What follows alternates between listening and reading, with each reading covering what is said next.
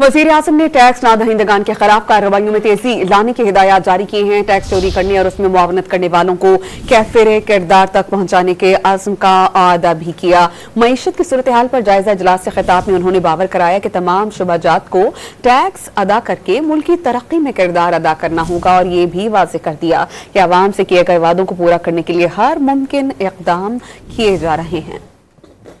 वज़ीर-ए-आज़म ने टैक्स नादहिंदगान के खिलाफ कार्रवाइयों में तेजी लाने की हिदायत कर दी। वज़ीर-ए-आज़म शहबाज शरीफ की सदारत में मईशत की सूरत हाल पर जायजा इजलास हुआ। एलामिया के मुताबिक इजलास में वजारत खजाना ने IMF के वफ़द से होने वाली मुलाकातों पर ब्रीफिंग दी। वज़ीर-ए-आज़म ने बावर कराया कि मुल्क माशी इस्तेहकाम की जानिब गामजन है। मईशत की तरक्की के लिए इक़दामात की बदौलत स्टॉक मार्केट में तेजी का रुझान है। बैरूनी सरमायाकार हुकूमती पॉलिसियों पर एतमाद का इजहार कर रहे हैं। अवामी रिलीफ को हर दूसरे इक़दाम पर तरजीह दी जाए। वज़ीर-ए-आज़म ने निशानदही की कि महंगाई की शरह 38% से कम होकर 17% पर आ गई। शरह सूद 22% से कम होकर 15% पर आ गई। शरह सूद में कमी से कारोबारी सरगर्मियों में इजाफा और रोजगार के मौके पैदा होंगे। वज़ीर-ए-आज़म ने अज़्म जाहिर किया कि टैक्स चोरी करने वालों और उनकी मुआवनत करने वालों को कैफिर किरदार तक पहुँचा कर रहा जाएगा। वज़ीर-ए-आज़म ने बावर करा दिया कि मुल्की मईशत की तरक्की तभी मुमकिन है जब सब अपने हिस्से की जिम्मेदारी पूरी करेंगे। तमाम शोबाजात को टैक्स अदा करके